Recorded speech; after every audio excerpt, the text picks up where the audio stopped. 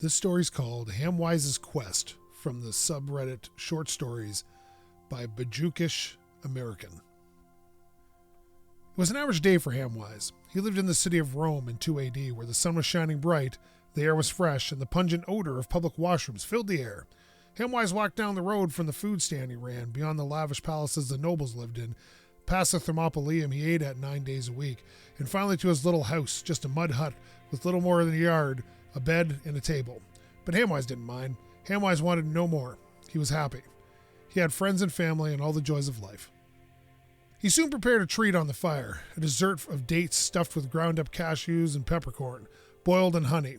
He always made sure to grind up the pepper as fine as possible, lest he bite into a large piece and suffer an uncomfortable taste. A sweet yet savory flavor. It was always his favorite treat to make. He gobbled many down, then settled down to sleep on the uncomfortable thin bed that lay above a large rock that gave him back problems. He gazed at the stars surrounded by the trees in the sky and drifted off to sleep, entranced by the beauty of the night sky. The architecture was cold, too.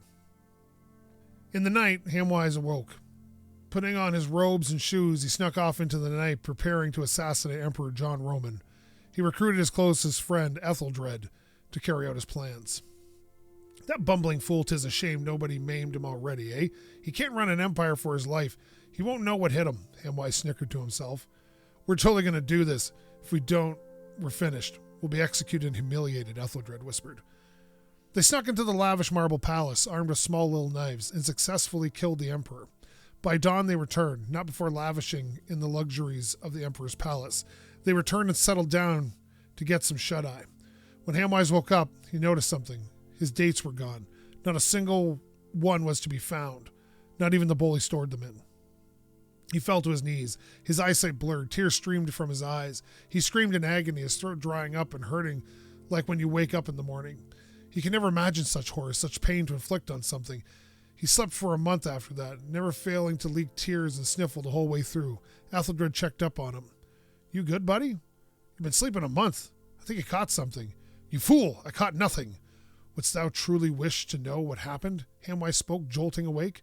Answer me, heathen. Sure, the night before my slumber, on the day of his death, my dates were stolen, picked off, like how one might pick off an orc.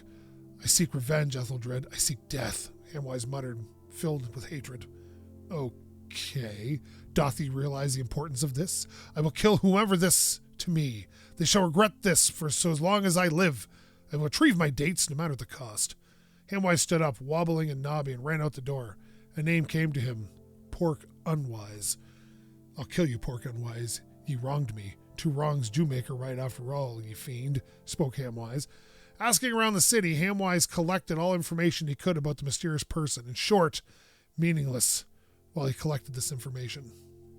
Brown, curly, yellow, toga, filthy, rich, really stupid, unaware of Hamwise's wrath, stole a bunch of dates, lives in the royal palace. This was all Hamwise needed to know. He raced towards the royal palace, his head fuming, bones breaking, lungs leaking, fingernails falling, eyelids falling, chest breathing, feet scraping, heart beating, mouth foaming, stomach digesting, kidneys filtering, brain braining, muscles tearing. He saw the palace approach fast. Suddenly, Ethelred jumped out in front of him, stopping Hamwise and sending him into a tumble. Hamwise gathered his strength to get up after a long time of laying down, only to be shocked. Ethelred was dead. Ethelred's body was nowhere to be seen, vaporized from the hit, Hamwise assumed. Hamwise wept. He wept for years until the streets were flooded with salty, murky water that came from his eyes. Hamwise sobbed for 15 years straight, never stopping once. After 15 years, Hamwise came to his senses. He swallowed all his tears, eyes leaking all the while, then headed to the palace, his fury rivaling that of Mars himself. His head shone as red as a tomato hanging in the summer vine. He headed straight to the room that housed Pork Unwise in the palace, and upon seeing the nobleman now grown old, he felt an emotion he'd never felt before. Sorrow.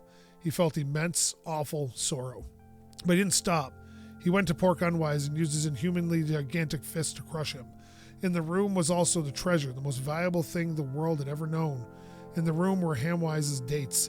Hamwise teared up in joy, snatching the bowl and gobbling up the remaining 7 dates. He had done it. Hamwise was happy. Hamwise headed home. He walked the stone streets, now corroded and blanketed with mats of seaweed. From the apartments, from the Colosseum, from the mud huts of the lower-class people, people emerged, Glaring eyes shot at Hamwise, furious with the pain and suffering. 15 years of pain for merely 7 dates. Curse you, stranger. May your name be forgotten, someone yelled from the streets. Hamwise felt guilt, he felt anger, he felt sorrow. But most of all, he felt nothing. His mind was an empty universe, once bubbling with light, now devoid of life, planets, and stars. When he arrived home, he found a curious light, a bowl of dates stuffed with ground-up cashews, pepper, boiled in honey. His eyes lit up. There were 14 dates, exactly the amount he had made 15 years earlier. His mind was an empty universe, flared with bright, shining stars. Galaxies appeared from nothing. Planets swarmed with life. He picked them up and ate 7 dates remained in the bowl. A sense of euphoria washed over him. This is what started his journey, his quest. Soon, from this lowly, lumpy bed, he glimpsed a bright, shining light that engulfed him, then woke up. Rising from his bed, his head spinned and turned. A terrible headache pounded on his skull. His eyes, now crusty with hours of sleep, squinted in the morning sun. He saw his old friend, Ethelred. Nothing happened. It was all a dream. What happened? Asked Ethelred, who was gnawing on a piece of bone. Nothing. Nothing at all. How strange it is to be anything at all, Hamwise whispered. That was a short story, Hamwises Quest, by Bajukish American from the Short Stories subreddit. Thank you for listening. We'll see you next time.